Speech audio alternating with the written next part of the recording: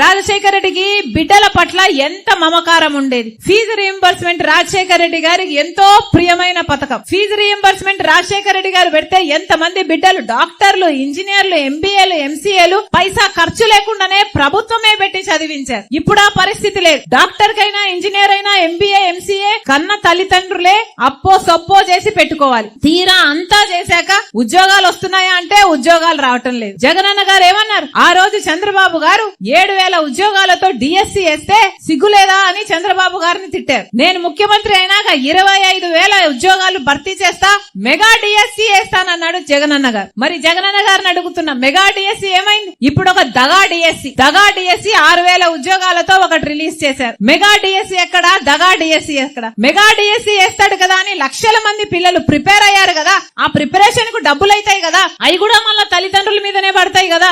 అంతమంది అంత టైం పెట్టి, అంత శ్రమ పెట్టి, అంత డబ్బులు పెట్టి ప్రిపేర్ అయినాక లక్షల మంది బిడ్డలకు ఇప్పుడు డిఎస్సీ లేదట. 6,000తో ఇప్పుడు చిన్న డిఎస్సీ వేశారు, దగా డిఎస్సీ. అది కూడా ఎప్పుడేస్తారు? ఈ ఉద్యోగాలు ఎప్పుడు వస్తాయి? 6 నెలలు పడుతుంది ప్రక్రియ. ఎలక్షన్లేమో 2 నెలల్లో ఉంది. నోటిఫికేషన్లు ఇస్తే మాత్రం ఈ బిడ్డలకు ఉద్యోగాలు వస్తాయన్న గ్యారంటీ ఏముంది? రేపొచ్చే ప్రభుత్వం ఏమి చేస్తుందో? వీళ్ళైనా గానీ బిడ్డలను దగా చేయడం కాకపోతే ప్రతి సంవత్సరము జనవరి 1న జాబ్ క్యాలెండర్ విడుదల చేస్తామన్నారే. ఎన్ని జనవరి 1లు అయిపోయాయి? మరి మీకు కనిపించలేదా జనవరి 1? సంక్రాంతి వస్తే మంచి మంచి బట్టలు వేసుకుని సంక్రాంతి పండుగ చేసుకుంటారే, మరి జాబ్ క్యాలెండర్ సంగతి ఏమైంది? కనీసము మన ఈ 5 ఏళ్లలో ఒక్కసారి కూడా గ్రూప్ 1 నోటిఫికేషన్ రాలేదు. అంటే ఆంధ్ర రాష్ట్ర బిడ్డలు ఎవరు గ్రూప్ 1 ఉద్యోగాలు చేయడానికి అర్హులు కారా? ఈ బిడ్డలకు ఉద్యోగాలు అవసరం లేదా? ఇక పాదయాత్రలు చేసినప్పుడు జగనన్న గారు ఎంతమంది అడిగితే అంతమంది షుగర్ ఫ్యాక్టరీ అంటే షుగర్ ఫ్యాక్టరీ తెరుస్తామని చెప్పాడు, ఉద్యోగాలు ఇస్తామన్నాడు. రెగ్యులరైజేషన్ కోసం ఎంతమంది వస్తే అంతమంది అవుట్ సోర్సింగ్ వాళ్లకు మాటలు ఇచ్చారు. మా ప్రభుత్వం వస్తే మీకు రెగ్యులరైజ్ చేస్తామన్నారు, పర్మనెంట్ చేస్తామన్నారు. ఎన్ని మాటలు ఇచ్చారు? ఒక్కటంటే ఒక్క మాట అయినా నిలబెట్టుకున్నారా? మరి ఇదేనా రాజశేఖర రెడ్డి గారి ఆశయాలను నిలబెట్టడం అంటే?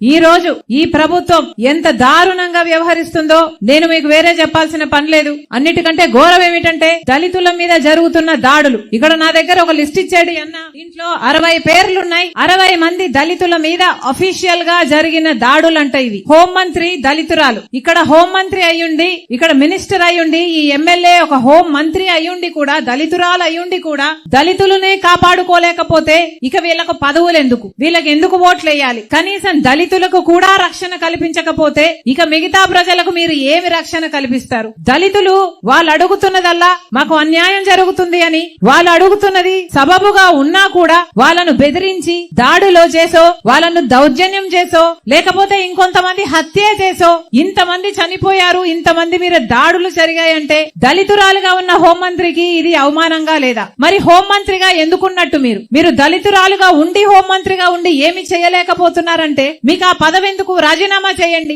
ఎవరైనా చేయగలిగిన వాళ్ళు సమర్థులకు ఆ పదవి ఇస్తే హోంమంత్రి, అది కూడా రక్షణ కల్పించాల్సిన హోంశాఖ, దళితురాలయ్యుండి దళితుల మీద జరుగుతున్న దాడులనే మీరు ఆపలేకపోతే ఇక మీ కాంపిటెన్స్ ఏమిటి? మీరు ఎందుకున్నట్టు ఆ పదవిలో? రాజీనామా చేయొచ్చు కదా. చేయాలని డిమాండ్ చేస్తుంది కాంగ్రెస్ పార్టీ.